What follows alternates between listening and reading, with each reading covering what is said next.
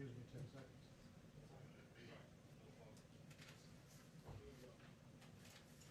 As to when these new guidelines can be implemented, the White House insists it will be data-driven, not date-driven. The White House also saying that the president's top medical advisors, Drs. Redfield, Fauci, and Birx, who are seated just a few feet away from me, signed off on these guidelines. We'll hear from the president in just a couple of seconds, correct? Dr. Hahn, you're gonna get sidelined like that? You're gonna get sidelined like that? Get your correction. No correction needed. Oh, that's okay. I mean. They'll make fun of me later.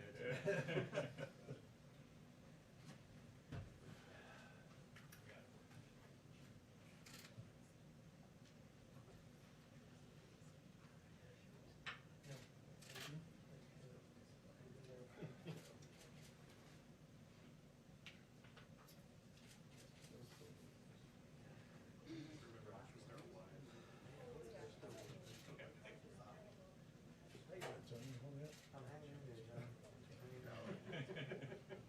You got more energy than I do.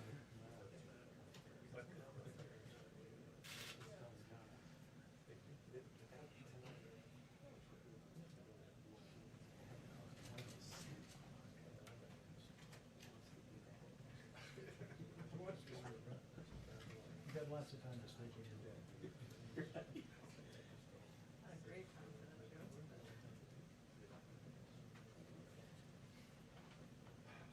what Will Percy used to say. Yeah, I know. I'll rest when I fall over, I'll sleep when I fall.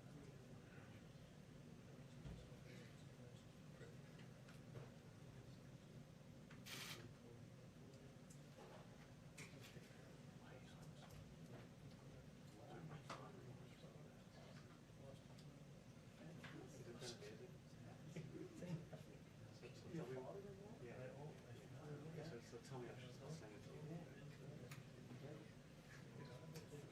Isn't that cool? It's like really cool.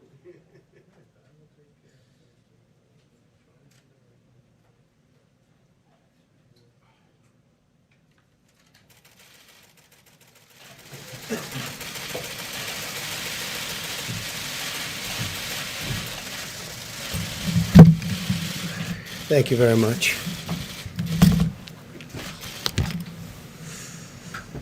Our nation is engaged in a historic battle against the invisible enemy. To win this fight, we have undertaken the greatest national mobilization since World War II. And that's exactly what it's been. We've marshaled every instrument of American power, and we've unleashed our most potent weapon of all, the courage of the American people. These have been trying times. A cruel virus from a distant land has unfairly claimed thousands of precious American lives. To every citizen who has lost a cherished loved one, your pain is our pain. We mourn as one national family. Our country has come together. We draw solace from the faith that God has received, and the departed, He has taken the departed into His eternal and loving embrace. They will never be forgotten. Over the last weeks and months, millions of Americans have joined together in a shared national sacrifice to halt the spread of this horrible disease. The Army built field hospitals and sports arenas and convention centers. The Army Corps of Engineers is great. Over 20,000 beds in record time. The Navy sailed hospital ships to our biggest cities. Life-saving supplies and experimental medicines were rushed to the front lines as we launched a rapid search for groundbreaking treatments and vaccines. We built the most advanced and robust testing anywhere in the world, and we've done more testing than any country anywhere in the world. We suspended dangerous foreign travel. We leveraged our industrial base to produce vast quantities of critical medical gear and enacted a historic $2 trillion relief package Through it all, we have seen the heroism of our doctors and nurses like never before. These are our warriors. The bravery of our truck drivers, such bravery, and food suppliers, such incredible bravery, and the determination and drive of our citizens. Through this unified national endeavor, we have made great progress. You could really say incredible progress. Our experts and scientists report that our strategy to slow the spread has saved hundreds of thousands of lives. Models predicted between 1.5 million and 2.2 million U.S. deaths.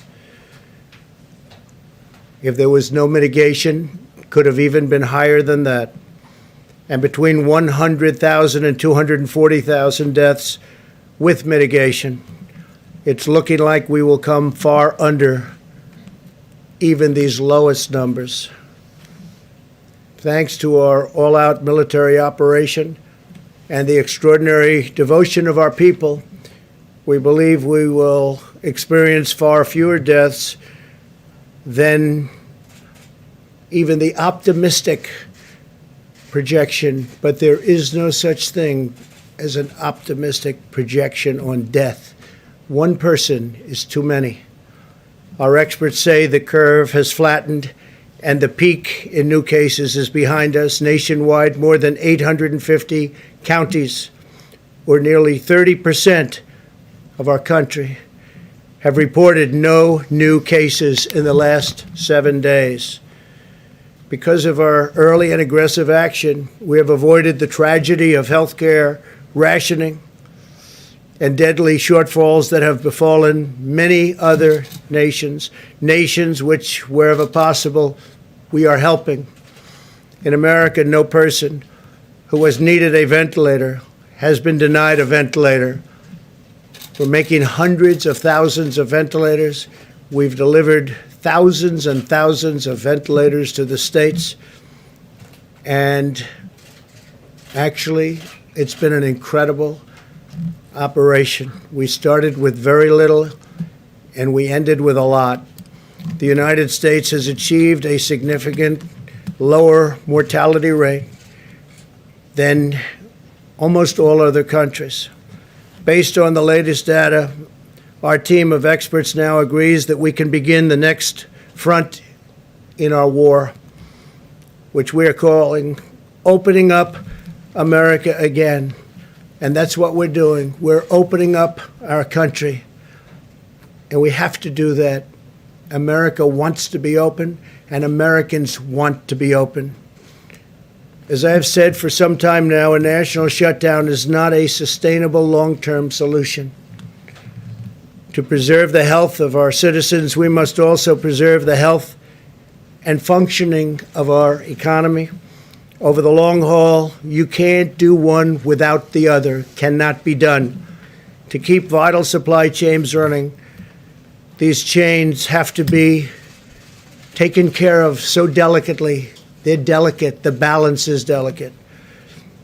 We want to deliver food and medical supply. We must have a working economy, and we want to get it back very, very quickly. And that's what's going to happen. I believe it will boom.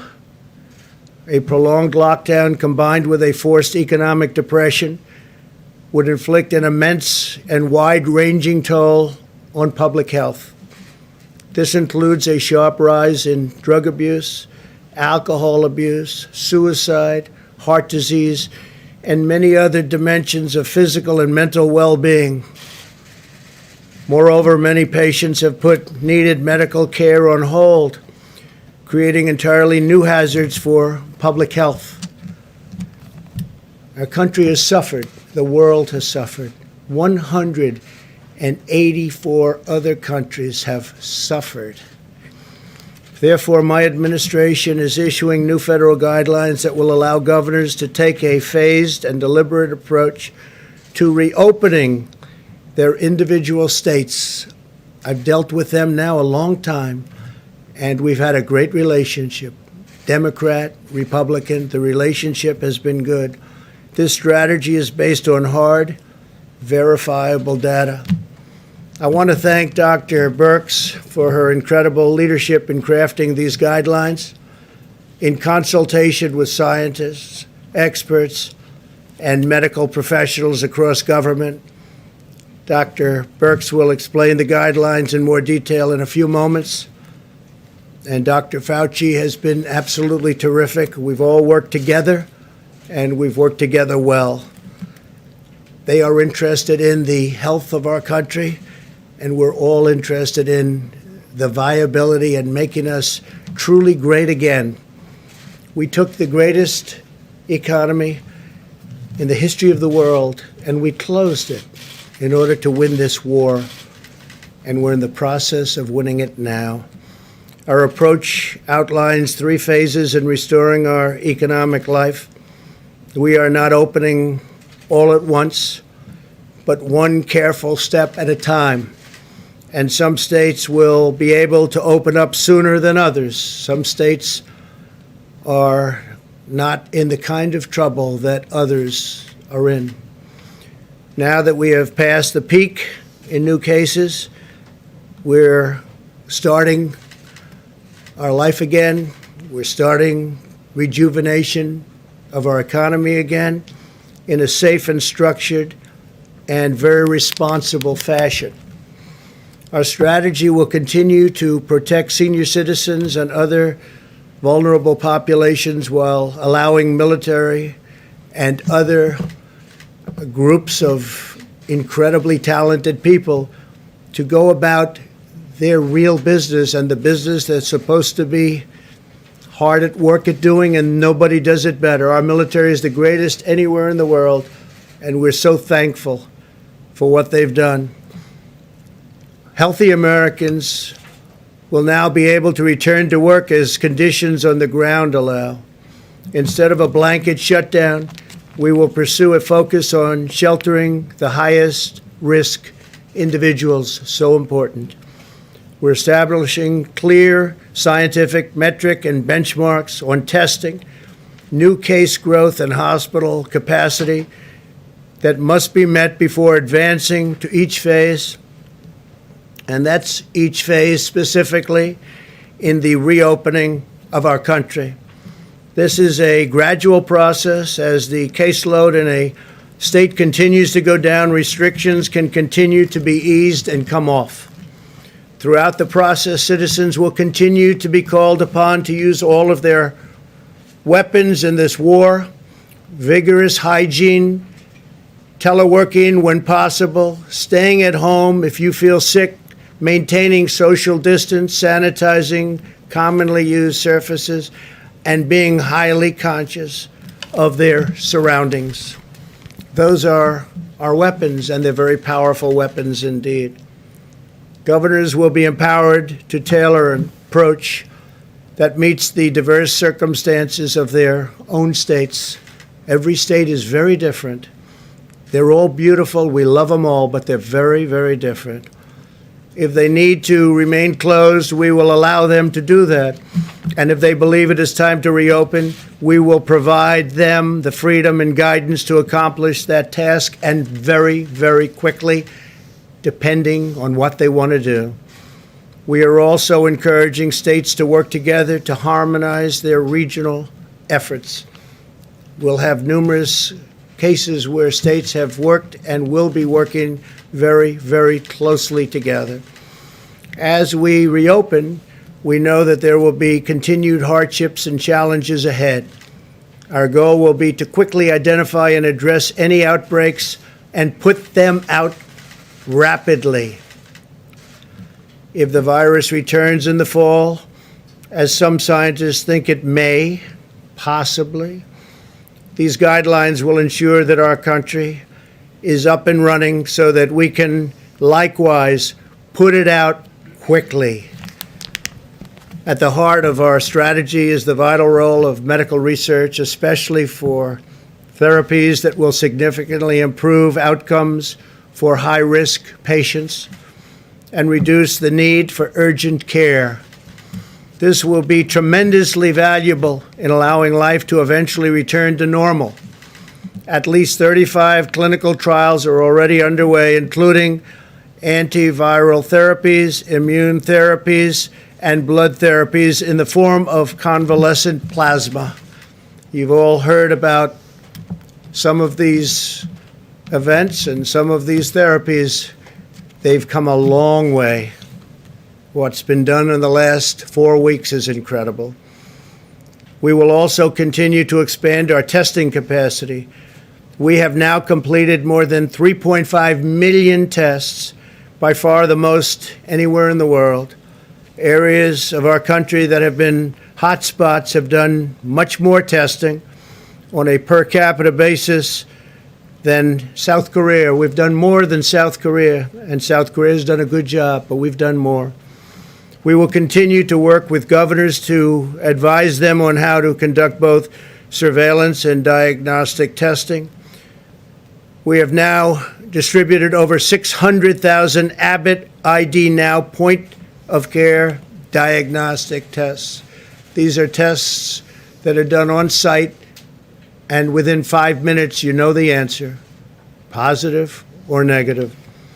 In recent days, we have seen a dramatic increase in the number of tests performed by hospitals and academic institutions, with more than 120,000 tests recently reported in a single day, far more than any country in the world has ever been able to do.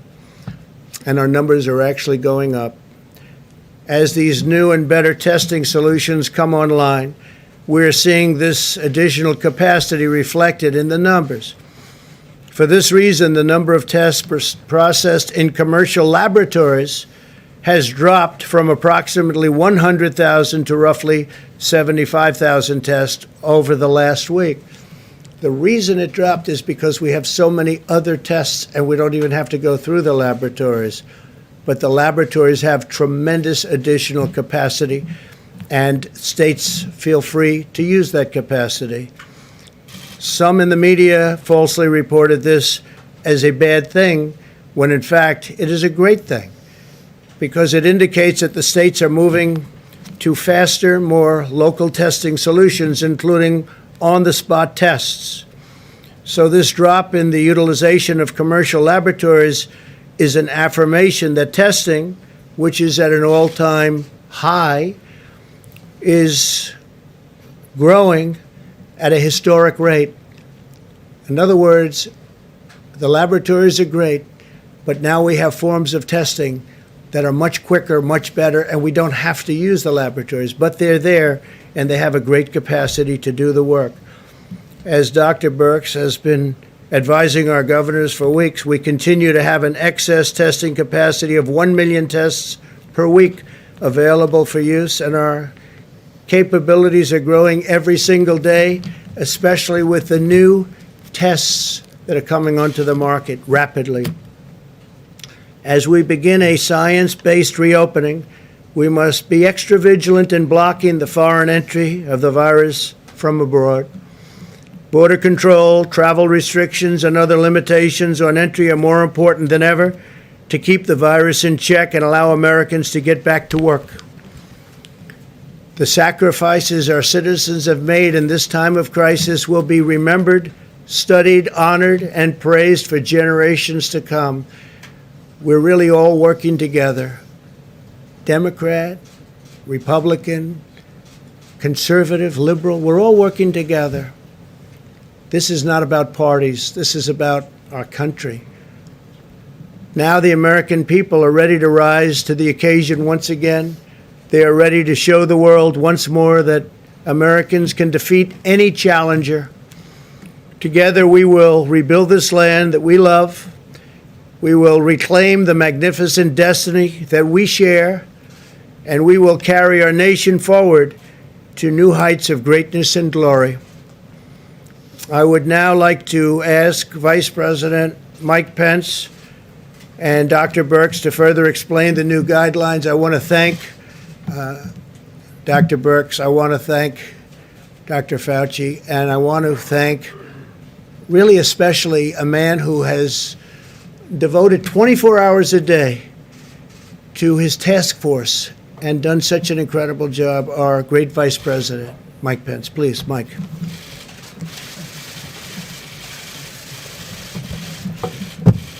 Thank you, Mr. President. The members of the White House Coronavirus Task Force today joined the President to meet with a bipartisan group of members of the House and of the Senate to get their counsel on the development of what the President unveiled to America's governors this afternoon. The new guidelines for opening up America again are a product of the best science and the best common sense that the President has marshaled on this team and from a broad range of advisors from all across the nation. From the moment President Trump established the White House Coronavirus Task Force early on, he made it clear that we have no higher priority than the health and safety of the American people. The President launched a whole of government approach. And while we stand here on this day with more than 640,000 Americans having contracted the coronavirus, and our hearts go out to the families of the more than 31,000 Americans who lost their lives and those who continue to struggle with serious consequences of the coronavirus. The truth is that because of the decisive action that our President took early on, suspending travel from China and thereafter from portions of Europe and South Korea, screening passengers, because of the strong actions in partnership with every governor across America, because of the extraordinary efforts of America's healthcare workers on the front lines, and because of the cooperation of the American people and God's grace, we are slowing the spread. We are flattening the curve. We have preserved the capacity of our healthcare system, and we've protected the most vulnerable. In a word, because of the actions of this president, this administration, governors at every level, our healthcare workers, and our fellow Americans, we've saved lives, and every American should be comforted by that. And we can see it in the numbers. In the charts that I'll present today, these three maps track influenza-like illness, which in this instance is mostly coronavirus across America. The first map reflects the total number of cases on the week ending March the 28th. The next map reflects our data about the total number of cases on the week ending April 4th. And we stand here today with the final map reflecting the total number of cases across America as of April the 11th. With these trends underway, President Trump tasked the White House Coronavirus Task Force to develop new guidelines for opening up America again. Those guidelines were presented today first to our nation's governors. And it is our intention, at the President's direction, to provide these guidelines to assist governors and state health officials in evaluating the most responsible manner to reopen the economies of their states at a time and manner of their choosing. The guidelines, as Americans who are looking on will note, begin with what is the best criteria that our experts have developed: a downward trajectory in cases over a 14-day period of time, ensuring that states have proper capacity in their healthcare facilities. The second set of proposals includes a description of recommendations for state preparedness.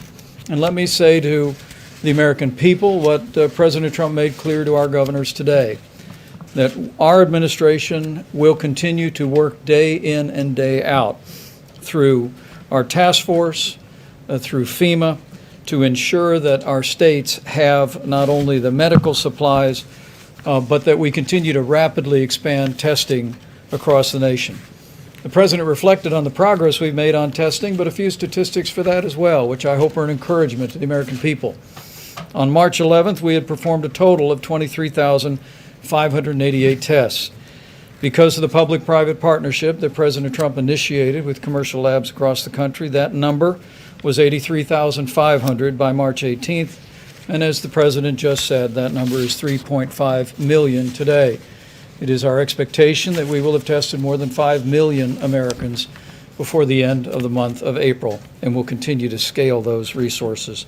So testing and medical supplies will continue to be an ongoing partnership with our states, and we want our healthcare workers and people all across the country to know of our commitment to that. Finally, the President directed us to propose a phased approach to reopening our economy. It is based on up-to-date data and readiness, and we'll continue to provide the very best data to our states, working with their health officials.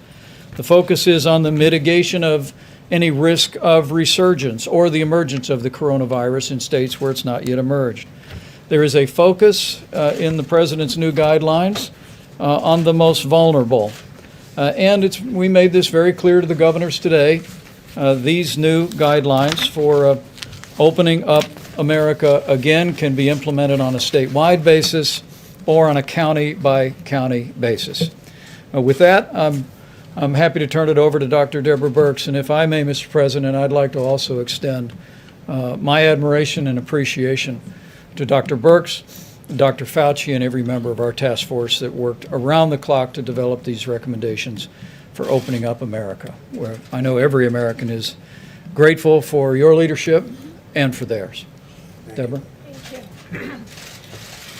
Thank you, Mr. President, Mr. Vice President. We're going to go through these quickly because I know you have them and many of you have already spoken to them on television. Next slide, please. This is a very important slide. It talks about the gatekeeping criteria to moving into phase one. It's very much related to what you just saw about influenza-like illness. And the United States has been tracking influenza-like illnesses through the Centers of Disease Control for years. Both the state and public health officials are used to watching this, county health officials are used to watching it, and frankly, every family around the United States knows how to access this on the CDC website in order to get up-to-date information to the communities. It also looks at a syndromic emergency room type visits, again, housed at the CDC, and really is our surveillance program that can be utilized for a lot of different illnesses, but in this case will be utilized for respiratory diseases. In addition, we are tracking the number of cases, and it must have a downward trajectory for 14 days, as well as the influenza-like illness and the syndromic illnesses, and a downward trajectory in the number of positive tests with persistence of high levels of testing. For the hospitals, it's to ensure that we can treat all patients without resorting to any crisis care, and ensuring that there's a robust testing program in place for at-risk healthcare workers, including frontline responders with their emerging antibody tests. Next slide. Now, just to show you what this looks like. So what the CDC did for me under the direction of Bob Redfield was to chart what the syndromic illnesses were reporting throughout the early part of March. And you can see in New Orleans, respiratory diseases were starting to be seen in the emergency room. That is the red line.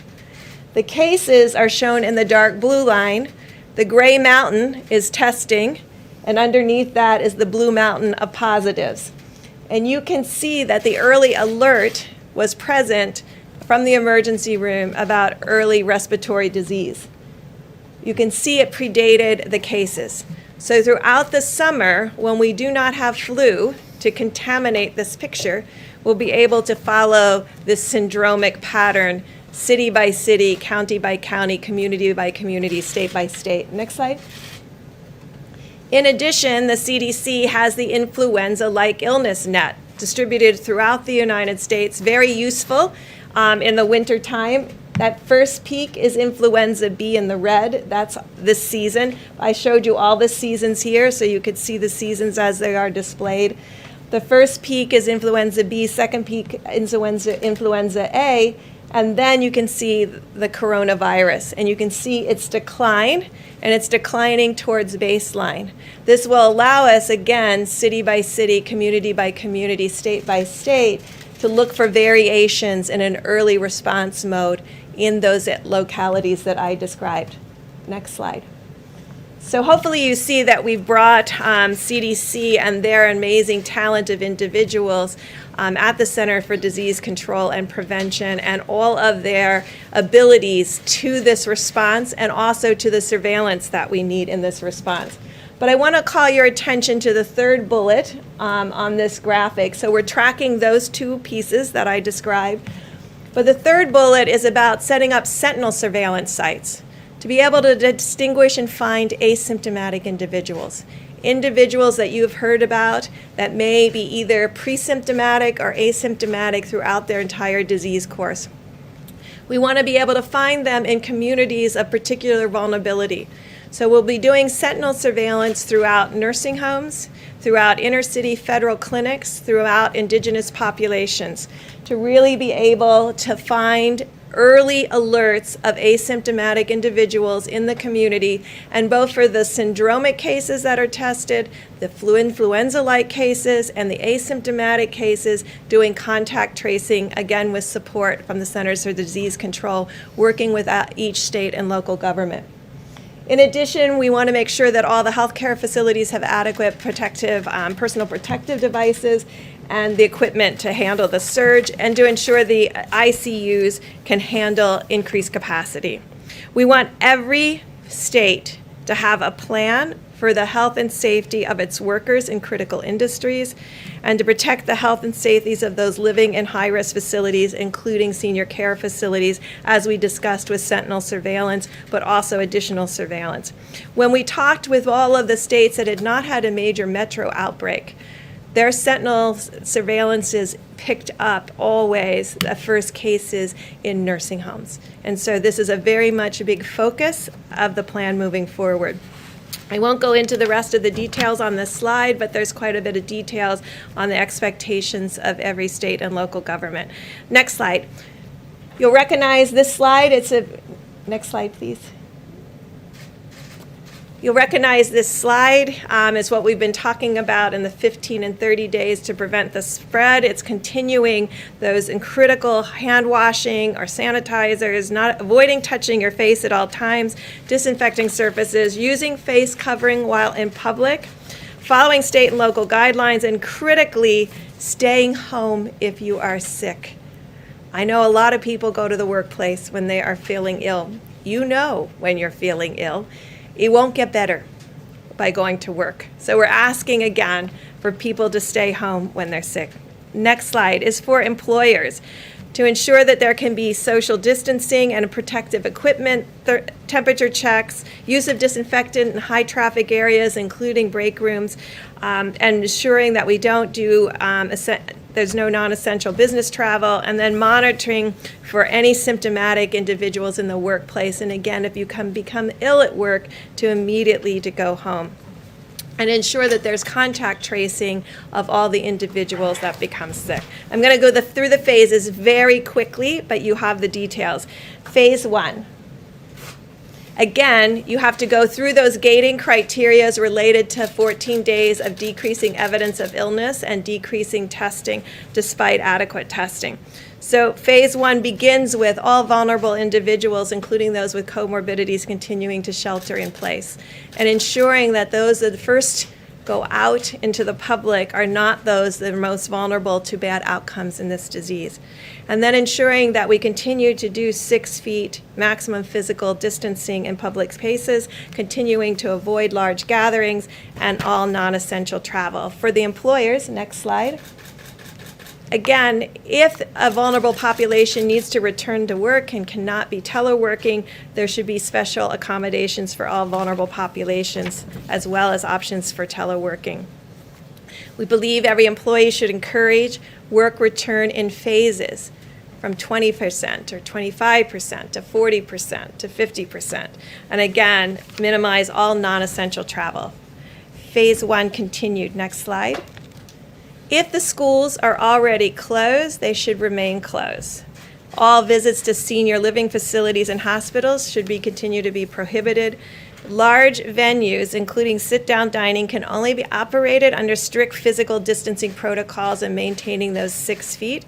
Gyms could open if they, again, could adhere to strict physical distancing, and elective surgeries can resume on an outpatient basis. Phase 2. Next slide. Next slide. Again, you have to go through the criteria again of a continuation of another 14-day decline among those criterias that were in the gating. Again, we're asking for all vulnerable individuals shelter in place. We did not put a timeline on any of the phases. We want the governors, with the data that they have, community by community, to be setting up those timelines. Again, we're asking for the public to continue to maximize physical distance. However, we increased social settings to be able to now have 50 individuals, and non-essential travel can resume. Next slide. This is for the employers. We still would like to encourage telework, and the common areas should remain closed or be physically distanced. All non-essential travel for employees can resume. And then again, special accommodations for vulnerable. Next slide. This should be a relief to many of households that have small children. Schools, daycares, and camps can reopen in phase 2. Visits to senior living facilities, however, should remain in hospitals prohibited. Large venues can operate, but solely under moderate physical distancing, and elective surgeries can resume on an outpatient and inpatient basis. Phase 3. And so phase 3, I won't go through in detail, is essentially returning to our new normal with all of what we talked about through all phases, continuing the good hygiene practices, continuing the respect for spaces between individuals, because we know that we still have an issue with asymptomatic spread. I do believe with this plan that we're both confronting the issue of finding symptomatic individuals through our networks with early alert, as well as those who come and present to different hospitals and emergency room with testing and contact tracing, but critically have put in place what we believe is a safety net through asymptomatic sentinel surveillance that is centered around our most vulnerable groups between nursing homes and our Native American people and indigenous populations, and our inner city groups that we know may be in multi-generational households and of unique risk. I'll stop there, Mr. President. Thank you very much. Thank you very much, Mr. President, Mr. Vice President. So as you've seen just now from the detailed presentation from Dr. Birx, this is a rather robust program for re-entering into normality. There's a lot of details here, and I know it'll take a little bit of time to digest them all. So what I thought would be good, since I really want to be brief to allow time for questions, is to kind of take us back to the discussions that we've had here before and why this is a natural evolution from what we had said before. You might recall that on a few occasions when I was up here before you, I told you that when we get to the point where we're going to take those steps towards trying to get back to some form of normality, that it would not be a light switch that you could turn on and off. I meant that in two different components. The first of all, that we are a very large country and we have different dynamics in the country. We have areas of the country that have gone through a terrible ordeal and others that fortunately have gone and gotten through this rather lightly. So that's the first thing. The second thing is that light switch on and off is the exact opposite of what you see here, which is a gradual gradation with the first thing and the only thing in mind as the health people here, my colleagues who are either physicians, scientists, or public health issues, the predominant and completely driving element that we put into this was the safety and the health of the American public. And I know there are a lot of other considerations that go into opening, considerations that you've heard of right from this podium. But the dominating drive of this was to make sure that this is done in the safest way possible. So let me just make a couple of comments to just reiterate more from a broader standpoint the things that Dr. Birx did so well in a very granular detail. First of all, in order to even consider getting into the phasing, you have to pass a hurdle. And that's the hurdle that we refer to as gating in. Now, when you think about it and look at the map of the country and look at the differences in different parts of the country, you will see that there are some regions, states, locations that are going to be almost already into some of that gating and will have already fulfilled some of those criteria. Others, because of the dynamics of the outbreak in the area, will take longer to be able to do that. But you don't get to phase one until you get through the gating. And then in order to make sure that safety and health is the dominant issue, the design of the phases were just that. You go into phase one, if you get no rebound, and you satisfy the gating for yet again a second time, then you go to phase two. If you have no rebound and you satisfy the gating criteria for a third time, you go into phase three. So there are multiple checkpoints of safety there.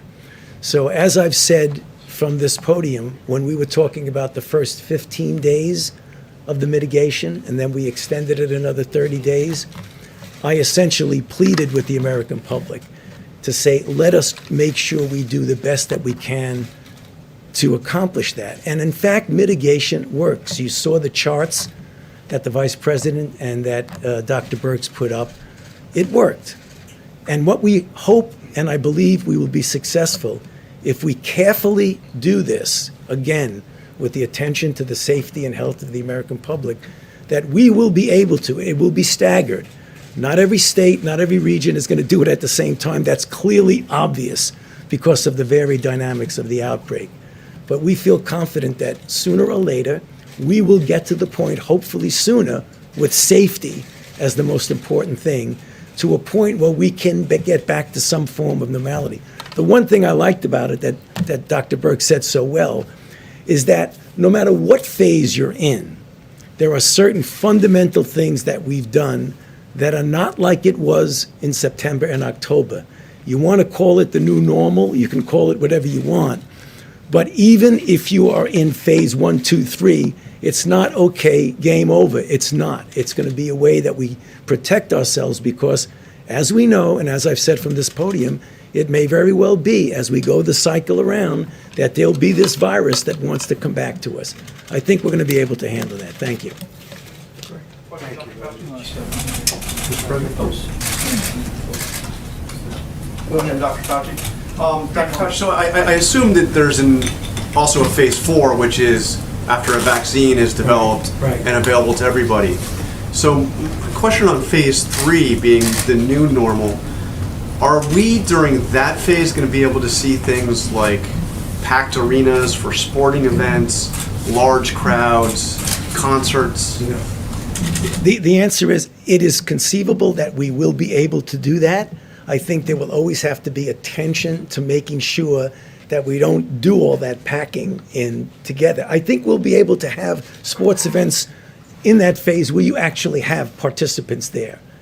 I'm not sure you're going to be able to do that uniformly and evenly temporally with everyone, but when people get to that phase, paying attention to the fact that if there is a rebound of any sort, that when you're in that phase, you can respond to that, or you put it back and go in the other way. So the flexibility is that there may be some setbacks. I mean, let's face it, this is uncharted water. There may be some setbacks that we may have to pull back a little and then go forward. But John, the direct answer to your question, I do see us getting more towards normal. Mr. President?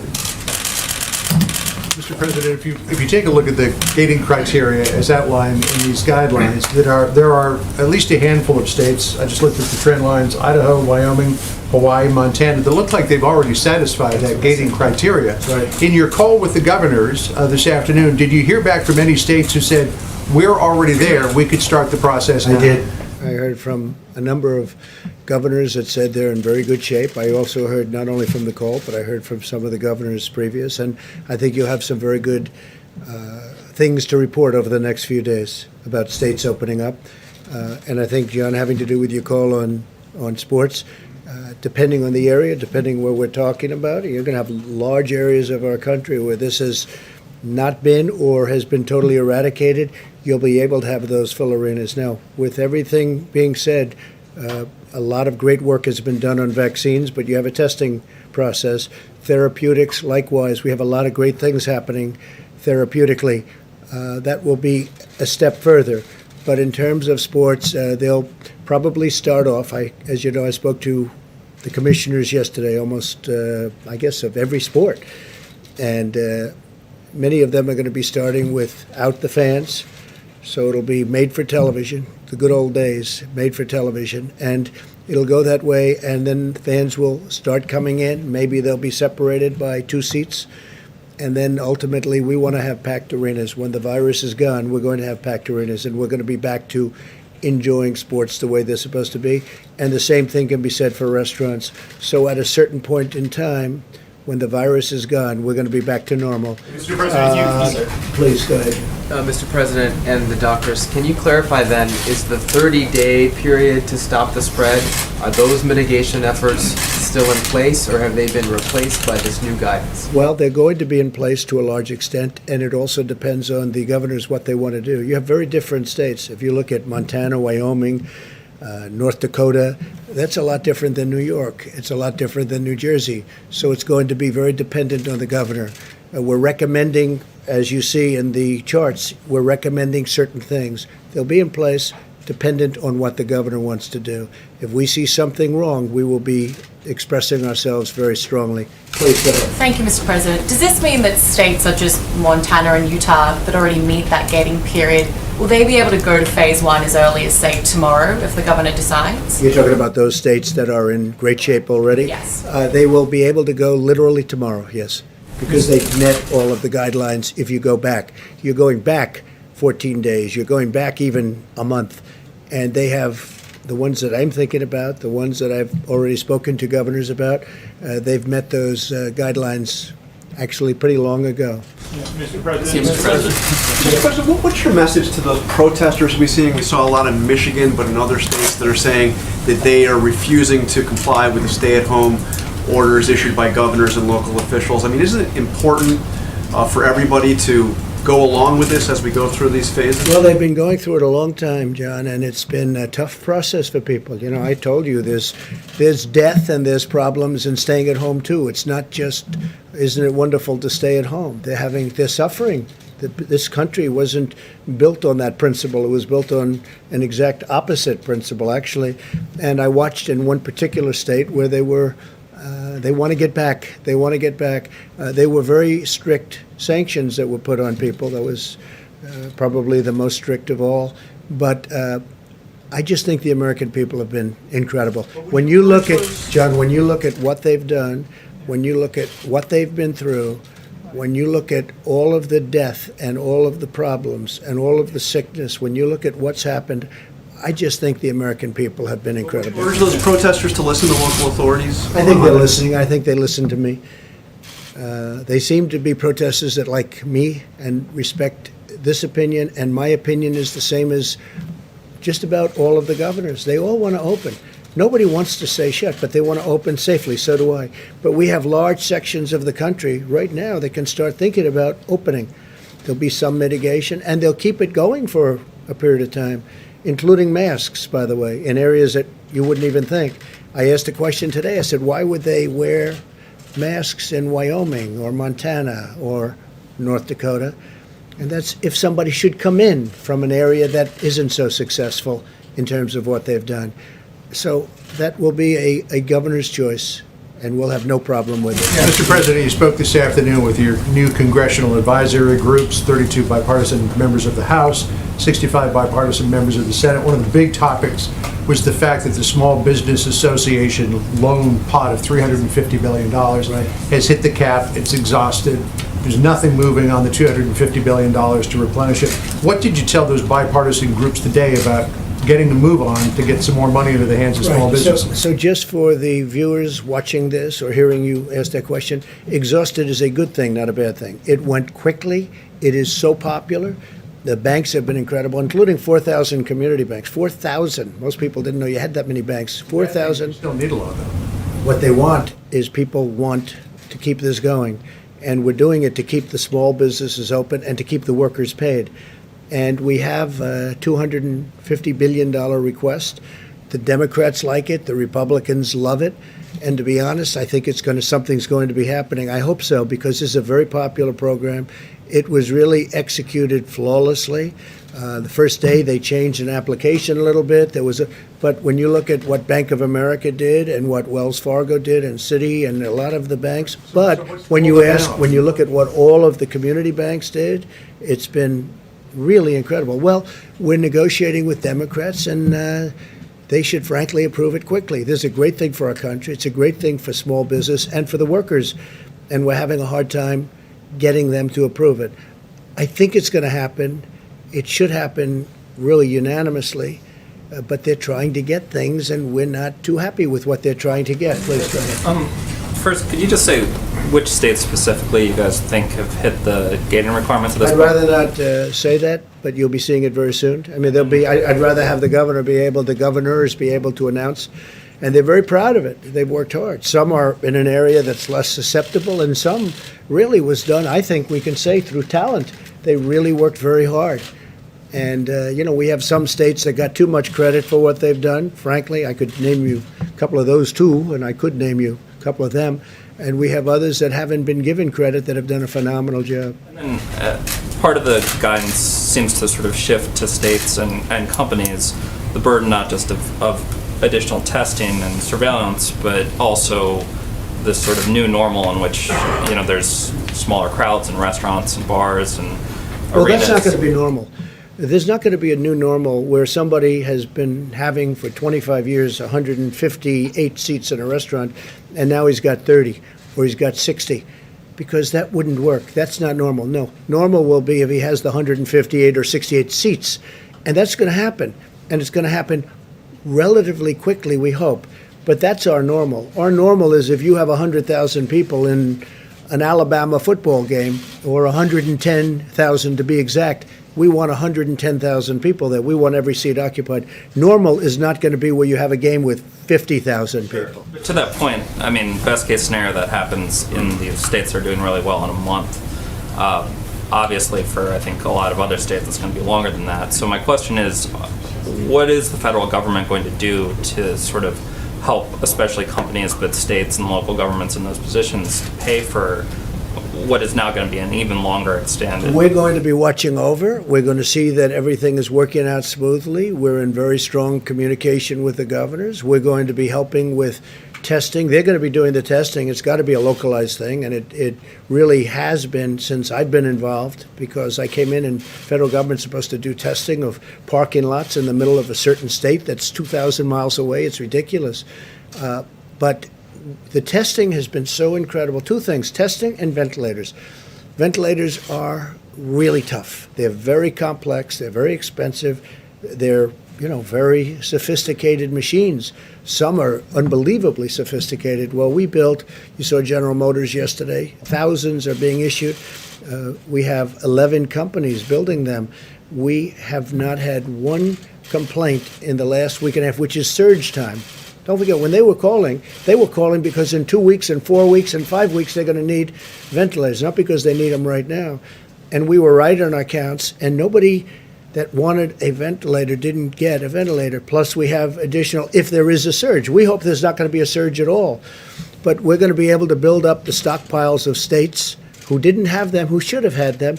And we're also going to have a big stockpile in the federal government, and we'll be able to help foreign countries that need help, because you have countries will never be able to build a ventilator. It's tough stuff.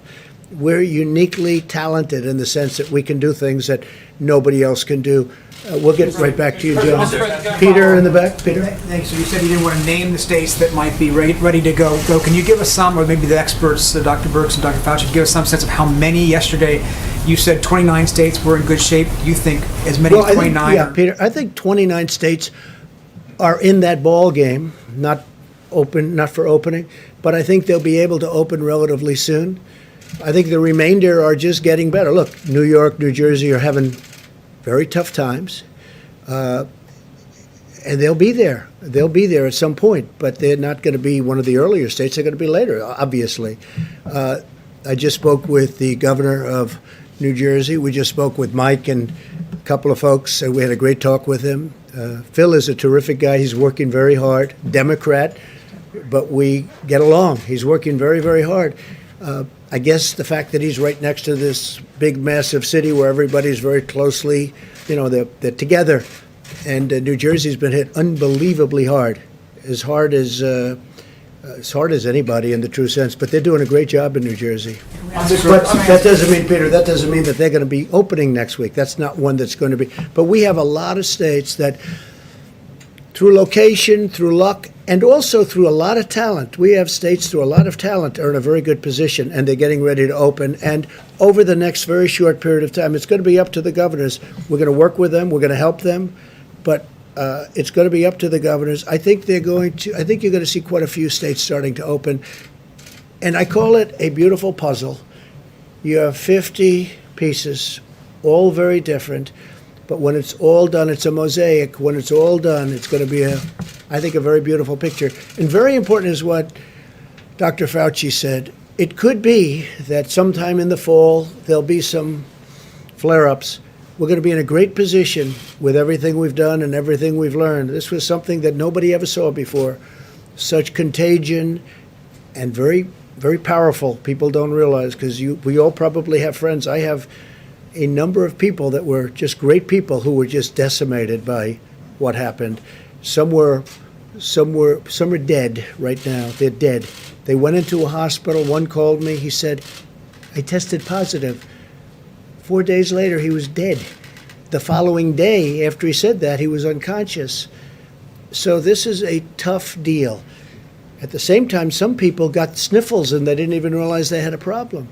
And they are supposedly immune. We're going to find out about that. Even that's a little bit soon, because we don't know how long the immunity lasts. But, Peter, some states are in great shape, and they're really in great shape to open. And I think you'll have quite a few states opening soon. And they're going to be very vigilant. They're going to be very careful. The public health. A lot of public health experts have said that this would be better done if there were comprehensive surveillance testing, which we're obviously not in position to do. I wonder if maybe Dr. Burks and Dr. Fauci can tell us whether they feel comfortable.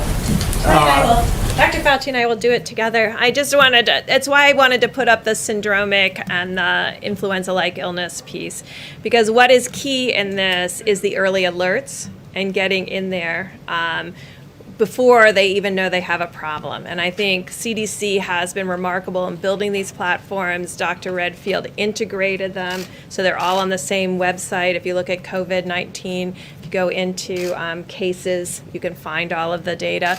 And the beauty of it is the states are used to utilizing that through flu season.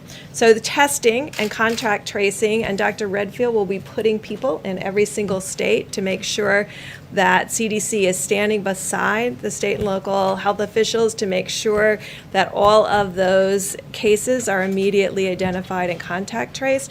I think what's new and what's really critical is this constant sentinel surveillance for asymptomatic individuals in communities that we know are particularly vulnerable. And that hasn't been done in flu before. And I think that's going to be the added dividend that's really focused on who is most vulnerable and how do we get the fastest alert by generally screening people without symptoms. So people who are just coming to the clinic will be screened for COVID-19. And we do have enough testing capacity to do both that surveillance piece as well as the diagnostic piece and contact tracing.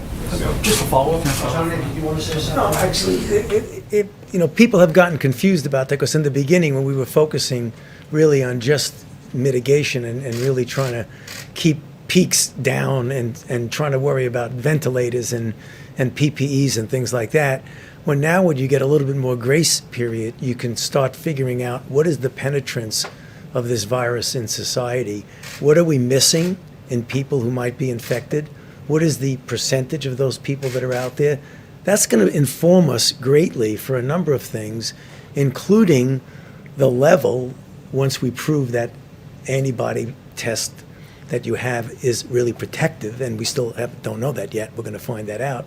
We may get a good feel of what the level of protection might be in society, but we don't know that yet. So it's going to give us information as to what the vulnerable areas are and how we need to respond. Remember, there's two types of things: antibody tests and tests for the diagnosis of who has the disease. One you need for contact tracing, the other you want to need for finding out what's in society. We're going to have both of those much, much better as we go in the next weeks and months. And by the time we get into the fall, I think we're going to be in pretty good shape. Mr. Peter, President, I on the just small have to business say loans. that as we see a hotspot possibly developing, maybe not, but if we see a hotspot developing, we've learned a lot. We'll be able to suppress it, whack it. We'll be able to do things that people weren't even thinking about because nobody's ever gone through this. In 1917, they went through something that was similar, probably not as contagious, probably more powerful in certain other ways, but we are going to be able to suppress it, we think, and we're going to watch it very closely. We're going to be able to watch things very closely. Please. Mr. President. Yeah, Bob, please. Thank you, Mr. President. I think what's really important is during this bringing people back to work and our economy back to work, and what's going to go back is that we're going to be very aggressively focused on early case recognition, isolation, and contact tracing. In the event that we just went through, unfortunately, as we started, we were very capable of doing that. When the initial cases all came from China, all the way through January, all the way through to the end of February, we were able to identify cases early, the first 14, do the contact tracing, over 800 contacts. We identified that 2 of those contacts were actually infected. We were able to isolate them. We were able to contain the outbreak. We're about to enter a new phase of this where we're going back to containment. And mitigation is going to continue, as Dr. Birx and others have said. Some of the things that we've learned to do, we're going to continue. But the major thrust of how we're going to control and make sure that we continue to keep this nation open is early case recognition, isolation, and contact tracing. That's the fundamentals of public health. That's what we're going to do. You see, we have very good surveillance systems that are going to help us. As we see these cases sporadically across the country, we've got to jump on them with early diagnosis, isolation, and contact tracing. That's what CDC is going to continue to help build that capacity in the states across this nation. So, Mr. President, I could just follow And on. one other thing, because we discussed this today with the senators, we had the congressmen and women. There'll be some areas of our country, wide open plains, wide open spaces, with not that many people, relatively speaking, where you're not going to have to do that. Senators were saying there is no reason to do that in certain states and certain areas where you have the wide open. In other cases, we will be doing that. So we'll be following it. Largely, that also will be a function of governors. They know their states. So largely, that's going to be a function of governors. Yes. Yeah, you mentioned I think you used the term clear scientific benchmarks on testing. And the main periscope that I think you guys are talking about is the ILL syndromic as well as the surveillance and the sentinel testing. Yeah. Are you opening things up then without doing, I just want to be clear, are you opening things up without doing widespread testing? Is that because you don't have the capacity or you don't think it's necessary? We do have the capacity, but you have states without any problem. You have states with few cases, and those few cases have healed. You have states with very little death, relatively speaking. As I said, one is too many, but you have states with very little, and frankly, they're at a point where they have almost nothing. So this is a much different case than a New York or New Jersey, where they're going through, frankly, they go through hell. And if you look at New York, I'm looking at bed count, because you have to look at bed count, and it's really dropped. We built the Javits Center with 2,900 beds, and it was, they built it in 4 days. They did an incredible job, the Army Corps of Engineers. It was not used very much. We sent the hospital ship in to New York Harbor, and it was not used. Then we went COVID, and it still was not used very much because the bed count has gone way down, way down. In these states, when do you see yourself Go getting ahead, back please. to campaigning? Mr. President, I mean, This is not campaigning. I want to make the country better. I don't care about campaigning. This is about making our country better. I think this team has been incredible. Whether it's Army Corps of Engineers, whether it's FEMA. One thing that happened on the call today that I noticed more than anything is Pete Gaynor. So many governors said, I want to thank you. Pete Gaynor called up. They had tornadoes in a big part of our country this week, and they were all saying that he has been unbelievable. They called one after another. They were thanking us that's FEMA, and they were thanking us. No, I want to heal this country. This is a war. We've been through a war. We have an invisible as opposed to a visible enemy, I think in many ways the invisible enemy is much more dangerous, is much tougher. In the G7 today, I went through country after country. We were there. We all get along great. Angela Merkel and Shinzo Abe, Prime Minister of Japan, and all of them. And their countries have been devastated by this. Their economies have been devastated by this. 184 countries all over the world. And we went through one after another. And I was angry because this should have been told to us. It should have been told to us early. It should have been told to us a lot sooner. People knew it was happening, and people didn't want to talk about it. I don't know why, but we're going to get to the bottom of it. But people should have. China, or I mean, I'm not saying anything. I'm saying people should have told us about this. They should have told the rest of the world too. When I looked at Germany talking today, when I looked at France talking today, the European Union was there represented. That represents a lot of countries. Their economies have been devastated, but they're going to build them back. But we're going to build this economy back bigger, better, stronger than ever before. You watch. And we have stimulus. And we're going to do things, whether it's infrastructure, which we would like to be able to do, our roads, our tunnels, our highways, our bridges. Our bridges need help. You know, a lot of you have reported on our bridges. A lot of bridges are in bad shape. They should have been fixed 25 years ago, and they're still standing. They have to be fixed. So hopefully we'll get an infrastructure bill. The good news is the interest rate is close to zero, and zero interest is a good thing when it comes to rebuilding your infrastructure and your country back. Please, in the back. Mr. President, walk us through the calendar, if you would. When it comes to Memorial Day or even Pentecost in May, you've got July 4th, Labor Day weekend. What would you anticipate at each of those milestones? Well, I don't like to anticipate because you have a couple of states that are in difficulty, that have made a lot of progress, by the way, and they're either here or they're heading down. But so I'm not going to go in terms of dates, but I think we're going very quickly now. I really believe. I think we're going to have a lot of states open relatively soon. We're beating the date. I said a date of May 1st, and, you know, here we are. And I think you're going to have some nice surprises over the next few days, and that'll be before. And that's big stuff. Some of those states are big. They're big stuff, big, very important states. And it's going to be added on. And as we look, I don't want anyone coming back that isn't in position to come back. The last thing we want is for, let's say, a New York to come back too soon, or a New Jersey to come back too soon. We want them to come back when they're ready, but they're really heading in a good direction. And I think it'll be much faster than people think. I think it'll be quicker, but it's got to be safe. Yeah, please, in the back. Thank you. Has the government modeled the possibility what might happen, how many deaths might occur if there is a widespread resurgence? If this just doesn't work, I mean, how many deaths are we talking about? So if we didn't do what we did, we were talking about up to 2.2 million deaths. So that's 5 times almost what we lost in the Civil War. Okay, But from here on, if everything happens properly, and if we continue to go the way we're going now, we will be significantly less than the lowest number with mitigation. So we'll be significantly less. And it's still a lot of people. One is too many, as I've said, one is too many. But we'll be under the number of 100,000, which was the minimum number projected by the model. And I give everybody up here, I give all of the people that we've been working. I mean, this was a military operation with a lot of private help. If you look at Roche, they were incredible. Look at Johnson & Johnson now, what they're doing. They are very far advanced on a vaccine. I think therapeutically we have some of these genius companies. They're truly genius companies. I'm seeing them. I'm meeting with the people that run the companies and scientists. And, I mean, what they're doing is incredible.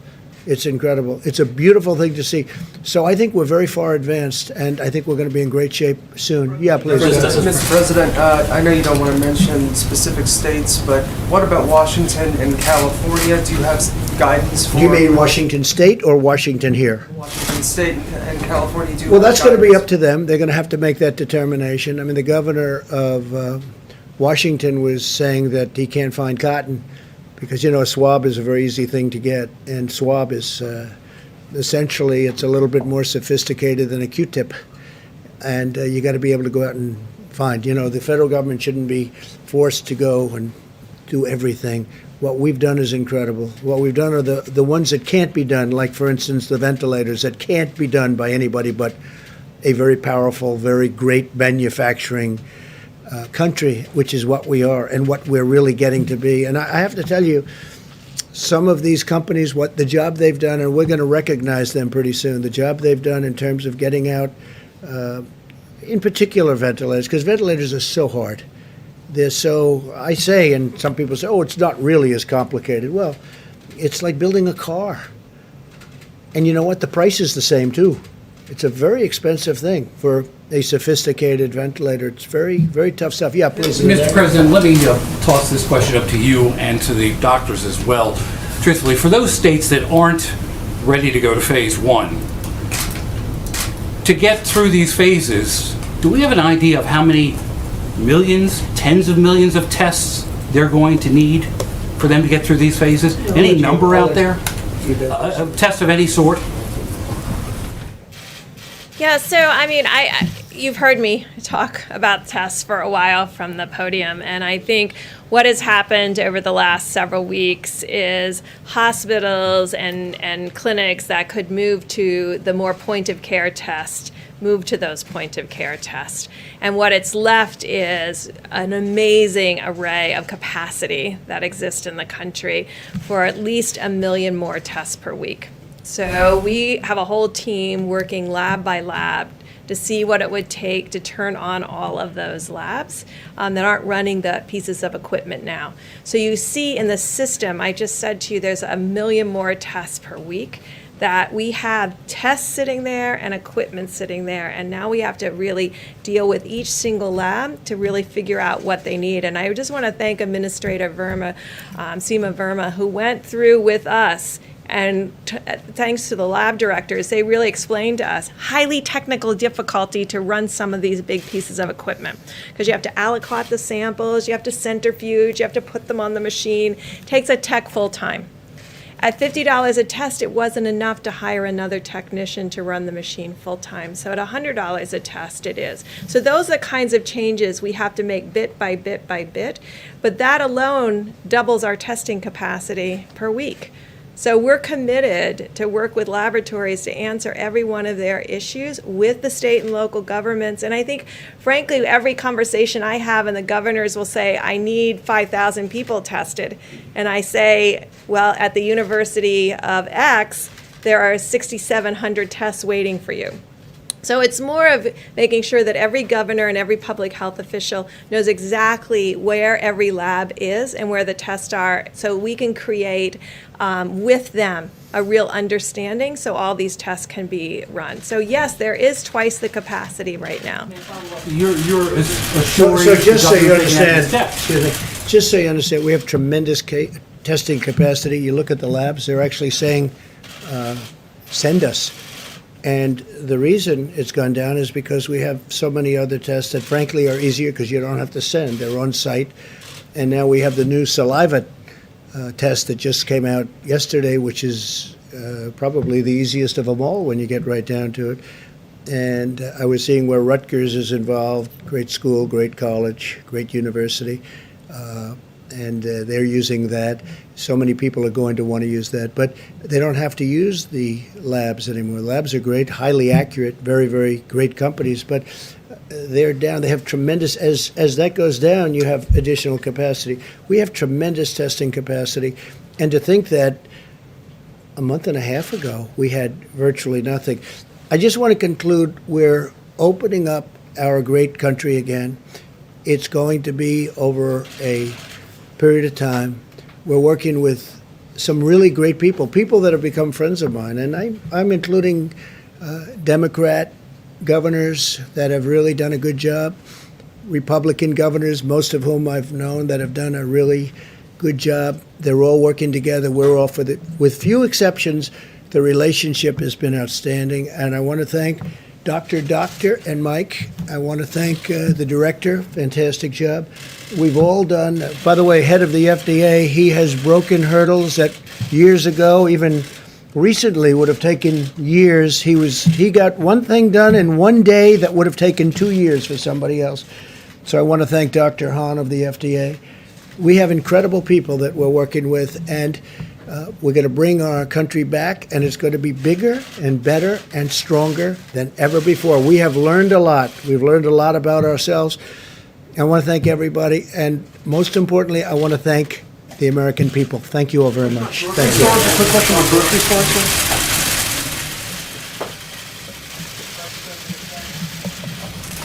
Vice President, Kroger grocery stores asked grocery personnel to be classified as secondary first responders or emergency personnel so they can get access to testing. Is that something that the federal government will be open to? We're working with all of our.